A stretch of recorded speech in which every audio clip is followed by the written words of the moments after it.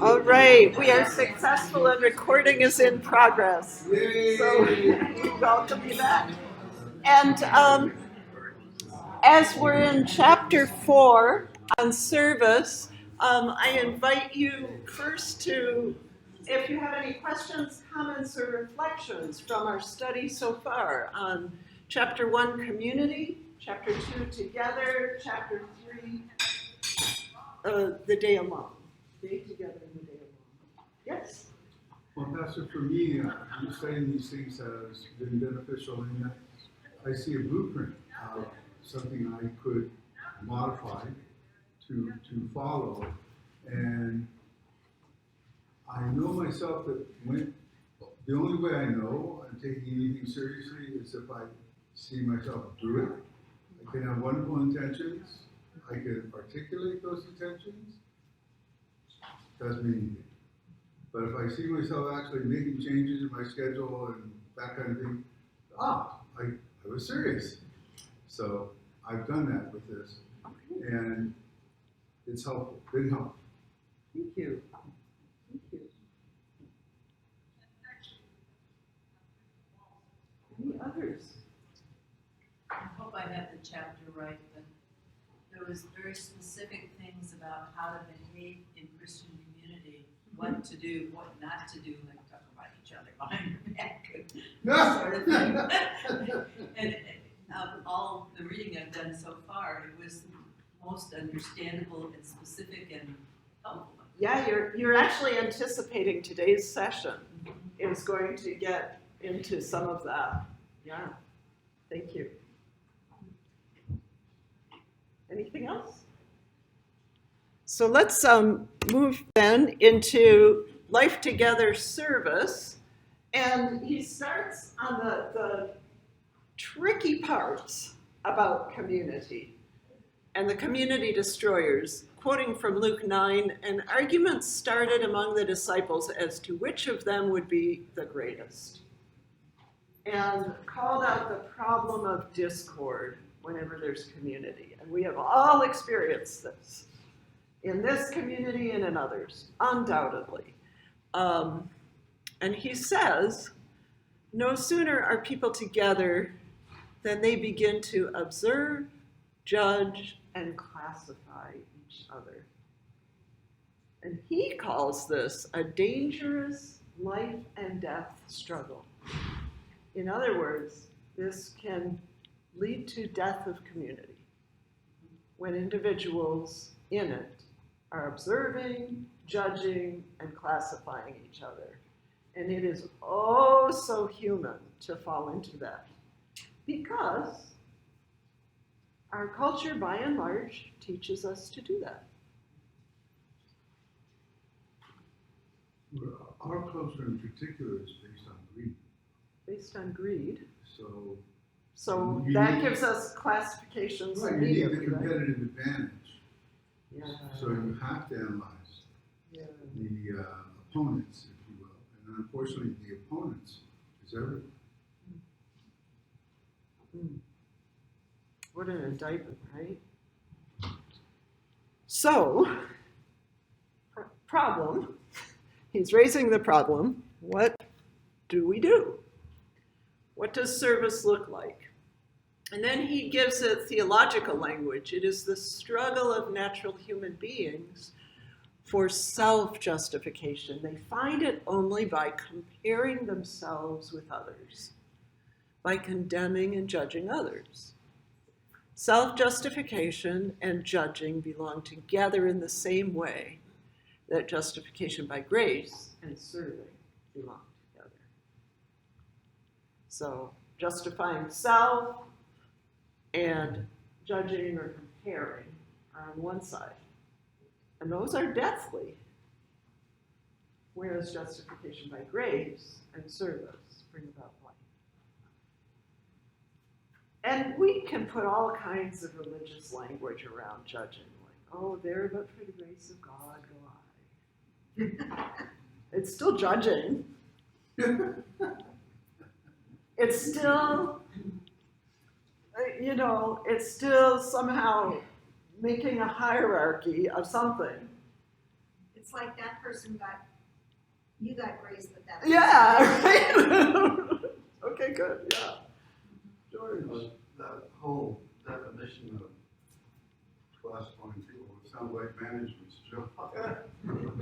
I know, and You we, evaluate people, you classify, you put them in where they belong. that's right. And our corporations, our systems teach us how to do that. And, there's a certain benefit on the one hand to helping people serve in areas that they will flourish. But that's different from saying, here's someone whose productivity is of more value, right? And judging and classifying people by how we perceive value or productivity. Well, our school system does the same thing by grading. By grading. We teach kids to play the game early on, Right. how to get the grade. And that's not to say, there have to be tools for learning, but we don't know what the best, are those the best tools? Educators don't all agree on what are the best tools. Okay. So if this is the problem, Bonhoeffer invites us to combat this natural struggle to observe, judge, classify others, both by internal discipline and by external expectations within the community. The internal discipline, who would like to read that for us? I will. Starting with Often. is that- Yep, often. Sorry. Often we combat our evil thoughts most effectively if we absolutely refuse to allow them to be verbalized. It is certain that the spirit of self-justification can only be overcome by the spirit of grace. And it is just as certain that the individual judgmental thought, can be limited and suppressed by never allowing it to be spoken except as a confession of sin. In other words, he's saying we're going to have these thoughts regardless of our best efforts, but they're not going to hurt other people if we don't say them out loud. Right. It limits harm. It also doesn't give them life, as much life as if I say, ooh, look at her today. If I say that out loud to somebody else, it's that much worse. That was worse. That has a multiplier effect. So I'm roping someone else into my judgment, right? And giving them And giving it life. To spread it along. So it's kind of simple, but don't give it life. Don't give it life in your own verbiage or in sharing it with somebody else, right? My mom used to say, if you can't say anything now, don't say anything. My dad said the same thing. And I say this to my grandchildren. Some of these truisms are wisdom of our ancestors, right? That if you don't give it life, then you get to notice other things. You get to turn your thoughts to worthy things, not to your own judgments and classifications of others. Well, one thing as a parent or a manager, you learn you have to criticize the performance of the wrong, but you never criticize the person. And you got to be real careful with it. And when you do criticize, you always have to have a way to help them overcome it, get better. Right. But even if you see somebody and, oh, you look nice today, that's a judgment too. It is.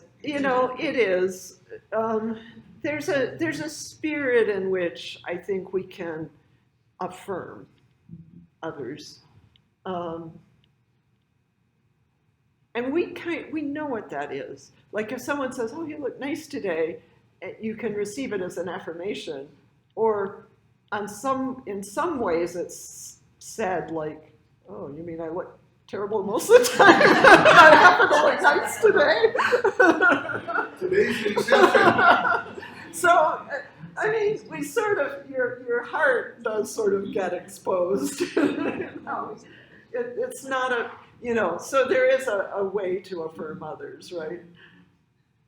Okay, here's the dilemma. Yes. We may have self-discipline, Mm-hmm. but when we encounter somebody that is very judgmental, Mm-hmm. what about pushing back or not?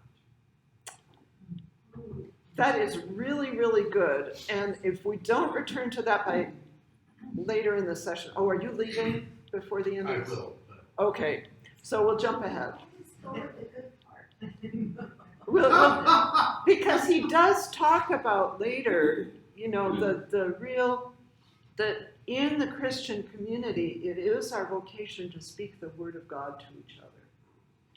And there's a real, all of us have wrestled at some time or another. Do I say something? Do I not say something? And he kind of takes that on. I think that's what you're talking about, right? But let's jump. The first half of that answer is by the expectation, outward expectation, and a community rule of life. And he says the community rule of life is that each individual is prohibited from talking about another Christian in secret. So that's partly in response, is saying, we're going to agree together that Daniel doesn't get to say, "Hey, Pastor." Well, I'm not a good example. Daniel doesn't get to say to Molly, Jim is really, I don't know. That you don't get to talk about somebody else to somebody else. Yeah, you can't gossip. You can't it's gossip. Right. It's gossip, it's judging.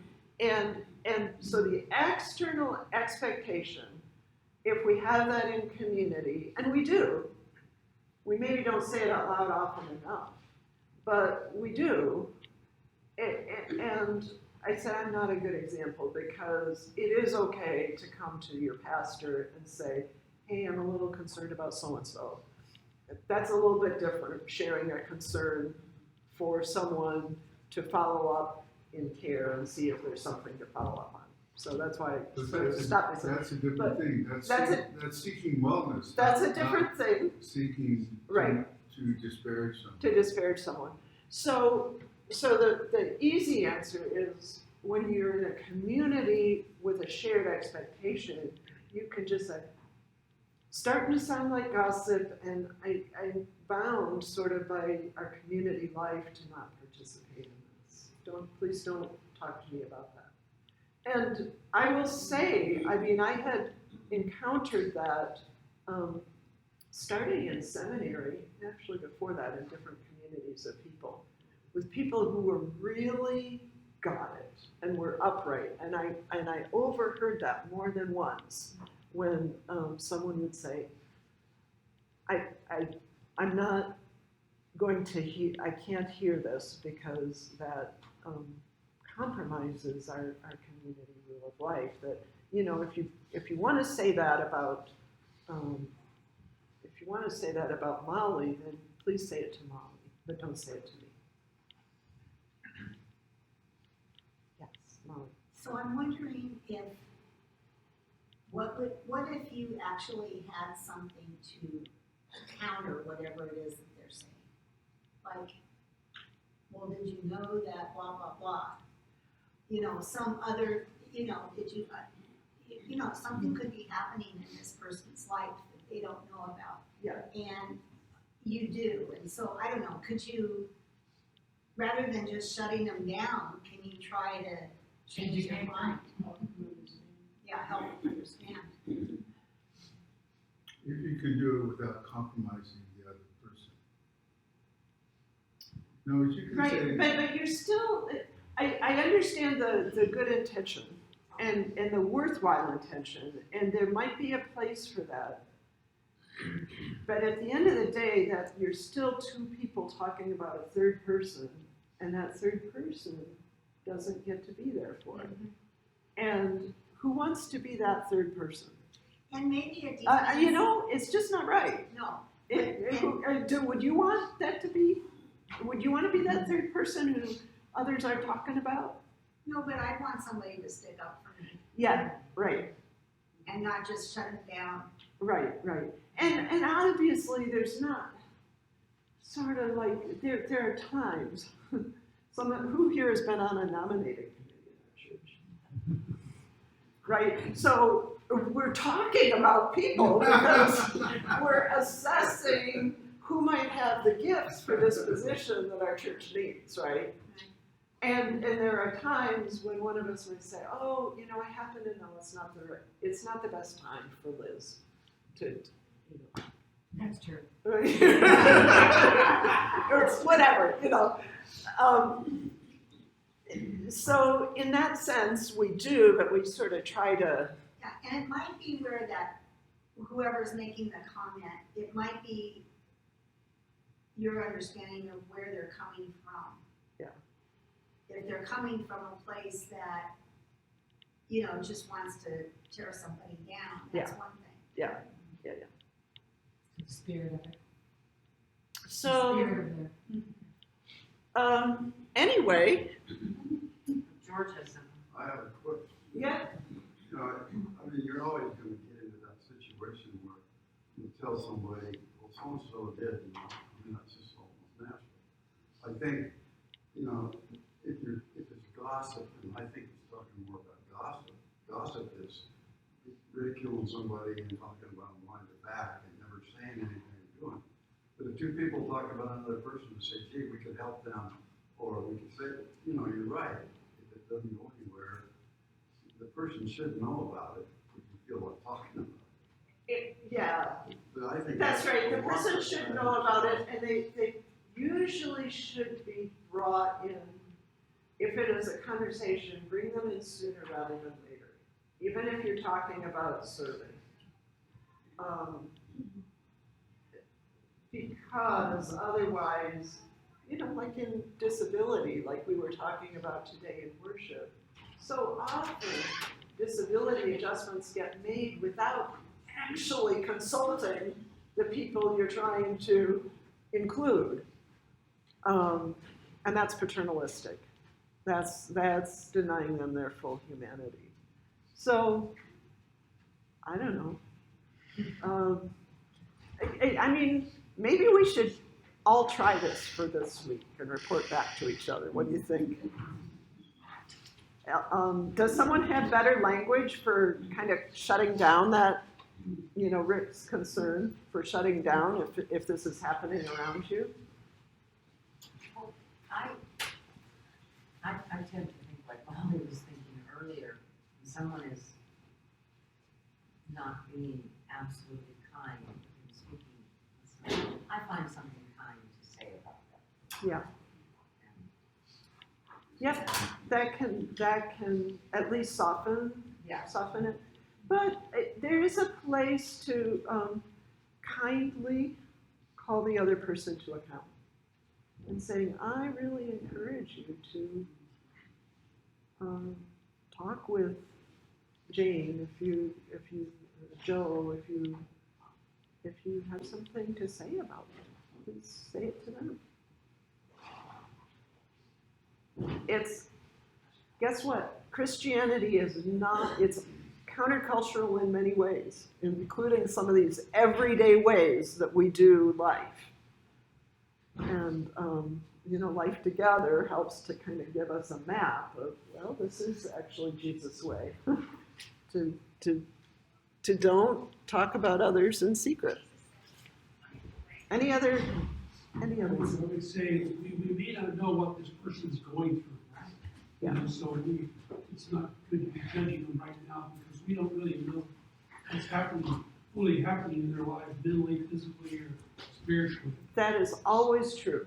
So 100%. Give them like grace, you give them a break. Always give grace to others and yourself so that you don't get caught up in, again, it's usually self-justifying behavior that leads to that judging.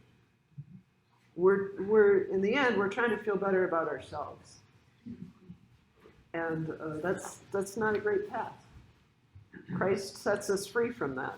Well, I think if we feel better about ourselves, if we're helping others, trying to help serve others, it's going to automatically have that spirit and that good, positive love is going to shine back on us. Yeah, that is the way.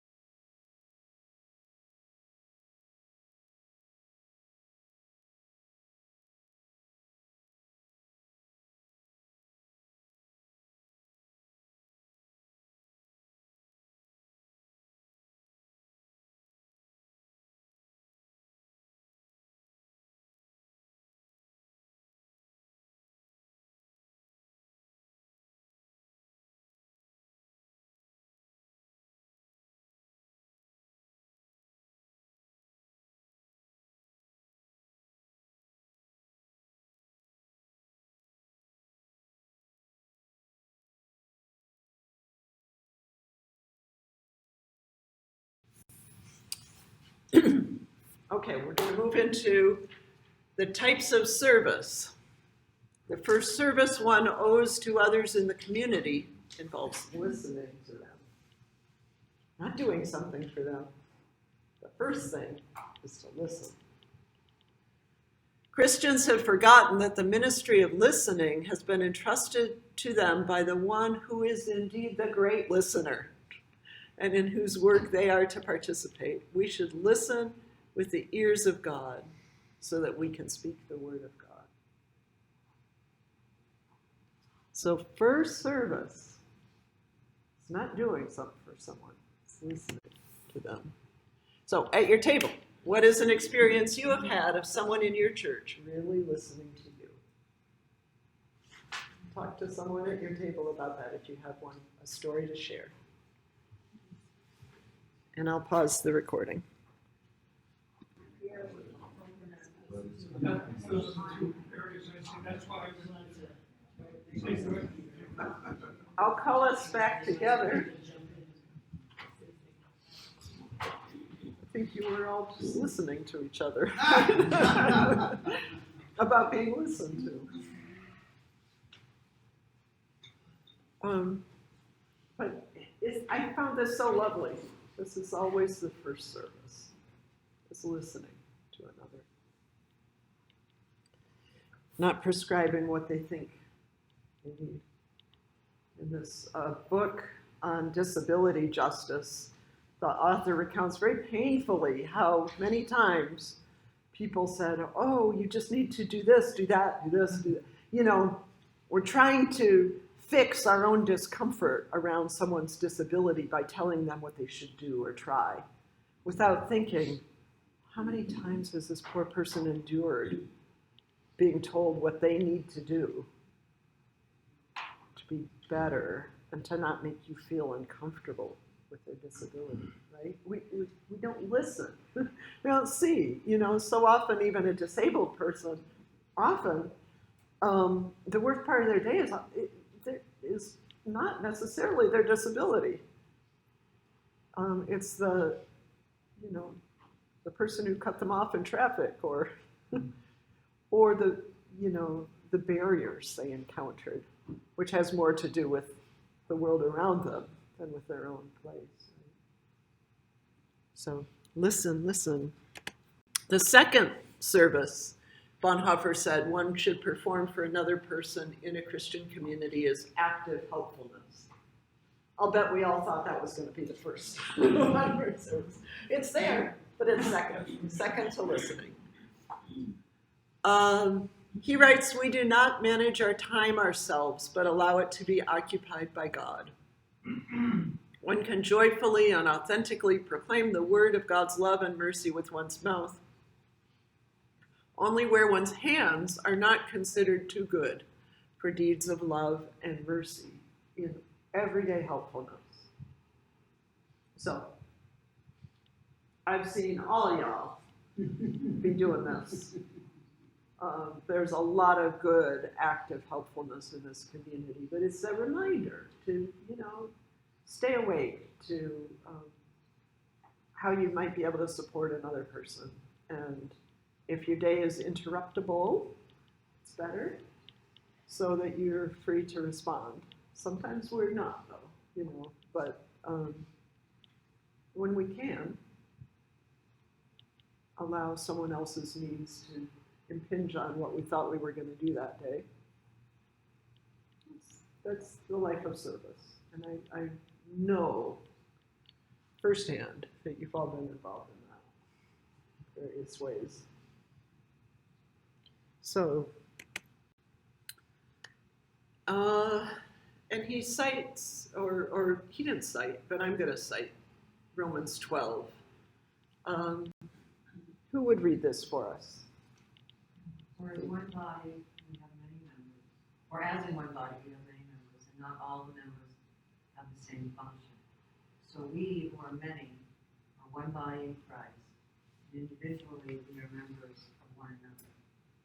Thank you. And other Kathy, please continue. We have gifts that differ according to the grace given to us.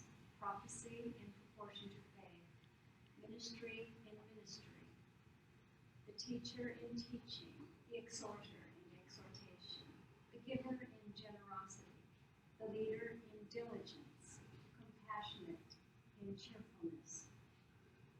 Okay.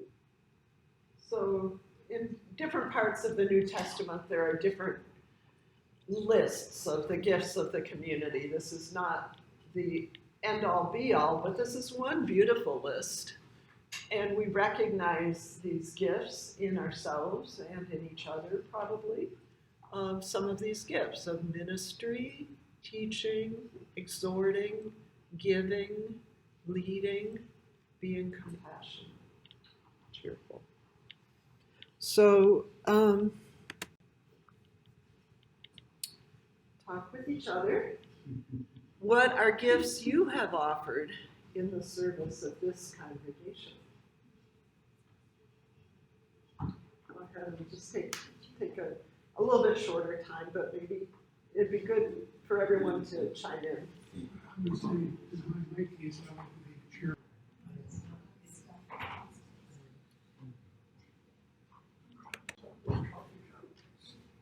And so if first service is listening to others, second is active helpfulness, the third is bearing with others. Oh, interesting. So, and that's broken down into two things. One is recognizing the freedom others have. The freedom of the other may be or may feel like a burden. Oh, they're not doing what I want them to do. They're not behaving the way I want them to behave. But actually, they're free. And so that may be a burden. Bearing means the reality of the other's creation by God and in affirming it, and in bearing with it, breaking through to delight in it. Oh, Molly she didn't respond the way I thought she was going to respond. So it might feel like a burden, but that's more about me than that's about her. The spiritual discipline is that I can respond with delight, that she is actually free to respond and do anything she wants to. Does that resonate? Does that make sense? So bearing with another means recognizing their freedom to do and be as they are.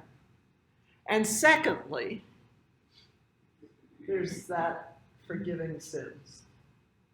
There are times that others cross a line,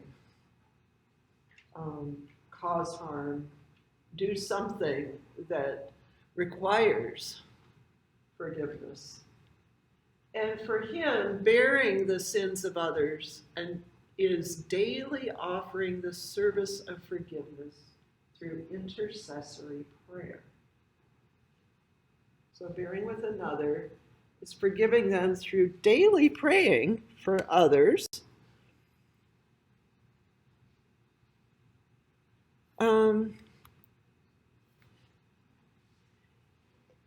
Because when you pray for somebody,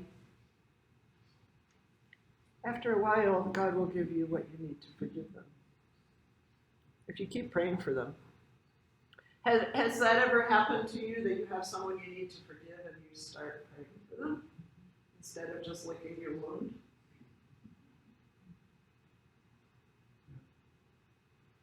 That's the shift, right? Bearing with someone means you start to pray for them when you need to forgive them.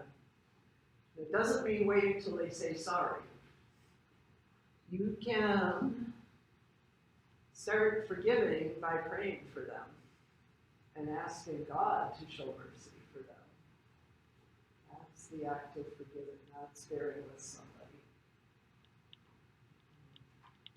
And then you can participate in your own healing from whatever harm is done. But you don't have to be hooked by what they do or don't do. Remember, they're free. But as a Christian, you are to pray for them. That's leaning into that word of forgiveness. Yes? My comment there is, a lot of times you pray for a person who was hurt by another one, you still have to pray for the person who hurt them. Yeah, the perpetrator. That's what he's saying here. Pray for the one, and particularly, the one who's hurting another, or the one who's hurting you. Pray for him. And that doesn't mean don't act to care for yourself, to get out of the way of the harm if that's what you need to do, or to, change circumstances, change situation. However, be praying for them. And that works the forgiveness in you, that then you can bear that word of forgiveness to them. Whether or not they're ready for it, accept it, that's later. So, and then the last service is the responsibility of speaking the word to another. And he notes the difficulty we have in knowing when to personally declare God's word to another, yet considers it crucial. We are paying them the only real honor a human being has, namely, that as sinners they share in God's grace and glory, that they are children of God. This realization gives our mutual speech the freedom and openness it needs. We talk to one another about the help we both need. We admonish one another to go the way Christ bids us to go. We warn one another against the disobedience that is our undoing. We are gentle and we are firm with one another, for we know both God's kindness and God's firmness. Doesn't solve every dilemma. When do you call something out? I found the language helpful. In this world where talking heads are just zinging this or that about this or that person. It's like, it's the exact opposite of this, right? They're always talking about someone not there.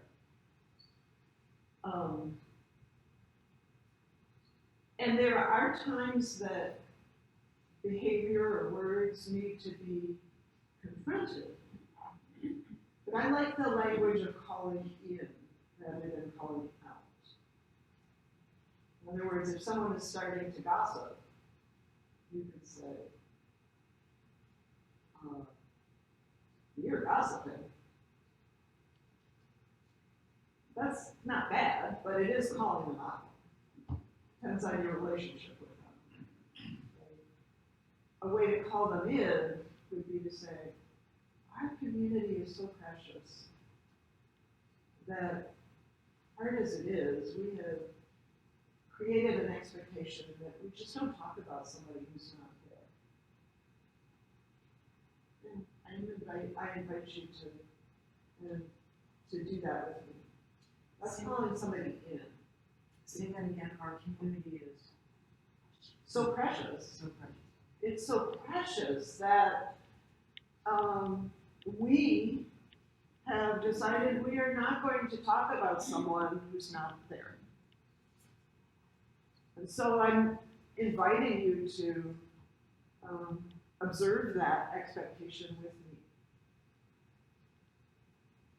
That's calling somebody into a practice, into community. And that's what he says here. You know, we know we're all sinners. We know I need people to point out to me when I'm missing the boat, when I'm not seeing, when I'm not hearing what God is trying to help me or us see or hear. We all need each other for that. And so usually Lutherans are too shy about speaking the word to each other, in my experience. We tend to be conflict avoidant, but we're failing in that sense. We have a responsibility to speak the word to one another. Now, it's best not to do it when you're white hot angry, right? You have some discipline around it, but failing to speak is failing to honor the other person. There's something that needs to be spoken. Way too often, people just sort of back away and creep away and leave the community, ultimately, right? Rather than because they or somebody else failed to speak God's word. So it is a service we owe each other. Yes. You know, when you have a discussion with your spouse, and your spouse maybe start talking about somebody else, it seems like you have to be very careful on shutting your spouse down and Yes. correcting your spouse. Yes, really good observation. When your spouse or partner is sharing something with you, that's a little different, isn't it? You're pointing out a good, wise difference that maybe somebody needs to process something with you because you're their same person. I think that's a very good observation and very valid. So I would give some grace and some room there to as spouses and partners to really focus on that first service of listening over this one of speaking the word. Now, it's important that spouses do speak the word to each other, but only after having listened really well. Really good observation, and thank you for that. Thank you for helping to tie these together that way. So what do you do when you've got someone who you just can't say anything to because no matter what you do or say, they're going to come back with something else that's ugly? Is that when you just walk away? Is that when you just pray for them? Yeah, it's really difficult to be in community if anything you offer is met with something that hurts. Is that what you're saying? Well, Something that is. well, if someone constantly has negative things to say, Yeah, and, you know, you try to discuss it with them, Yeah. and they come back with something else negative. yeah. Is that when you just start praying? Because I'm not gonna sit there and engage in an argument. Definitely pray for them, always. And that's that service of bearing with one another that we're really focused on. So first, recognizing their freedom. Ooh, they're not behaving the way I want them to, but guess what? They're their own person, I'm my own person. And secondly, praying for them. And then praying for yourself. God, I'm kind of not sure what to do here in this relationship. And being patient. What I normally do with people like that is I'm just pleasant, but I don't go out of my way to have a conversation with these people because I know they're gonna hurt my feelings, or they're gonna say something about somebody else, or whatever, so. Yeah. I'm kind, but But you don't, they're not your best friend. no. They're not. Yeah. Yes. I follow on the way of self-care. If I find a toxic person is damaging me, just by my being around them, I vacate. I say, oh, I have an appointment, and I leave because they're spewing negative stuff. Could be just dislike, there's more likely a poison kind of hate of some sort. And they're not open to reason because they're already decided. Yeah. Whatever their premise is, they'll die for it. So,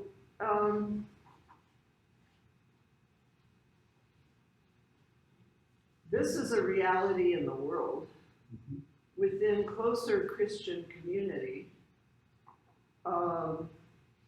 it can be a reality too. However, a healthy Christian community deals with it. Deals with someone who's poisoning the community. And that's the speaking the word to each other. That we don't just kind of let that run amok, but we build a healthy immune system through engaging in healthy practices ourselves, and through having healthy relationships, and through, we can treat them with kindness, but not, allow them to perpetrate harm again and again in the same way, right? Yeah. So there's somewhat of a distinction there between, I think, that he's specifically addressing Christian community. And if that's happening in Christian community, we need to do something about Why?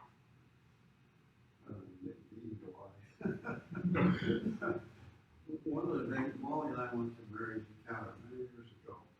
And I think the best advice I ever got, which I probably don't do much of, but that was when you get in a disagreement with somebody, don't ever attack back or tell them how you feel.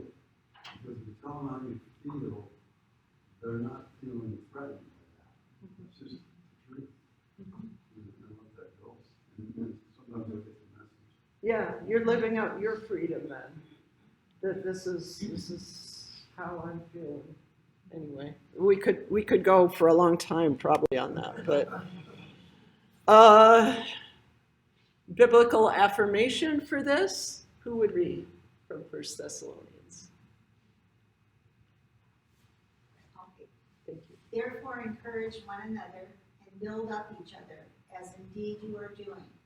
But we appeal to you, brothers and sisters, to respect those who labor among you and have charge of you in the Lord and admonish you. Esteem them very highly in love because of their work. Be at peace among yourselves. So, we're at the end of our time, so you have the freedom to talk through these questions as you want to or go on your way. But, you know, under the line of bearing with each other and being served, how have you experienced the support and care of the church community? Maybe someone spoke a word to you. And how did it impact that experience? How did that experience impact your understanding of life together in Christ? So we'll close. We have one more chapter next week on confession and the Lord's Supper. And we'll be through Bonhoeffer's journey together. Yes? So Linda Hayes yesterday did the flowers. She just did such a beautiful job. They were But beautiful. she has said anybody who would like to take an arrangement home to enjoy this week, please do just bring the vase back when you're finished with it. Super duper. Do you know where the vase should go? Should it just go into the church office? Or up there? Okay. Yeah, thank you. Thank you very much. All And right. I don't know, are people in here during the week that would enjoy these, do you think? Or The teachers are in here for lunch and the staff of Voices School, and they also do some one-on-one meetings with students in here. But again, feel free to take okay. if you would like to. Okay. Yeah, thank you for that. And thank you all for a good session on service today. So I'll leave the questions up and stop the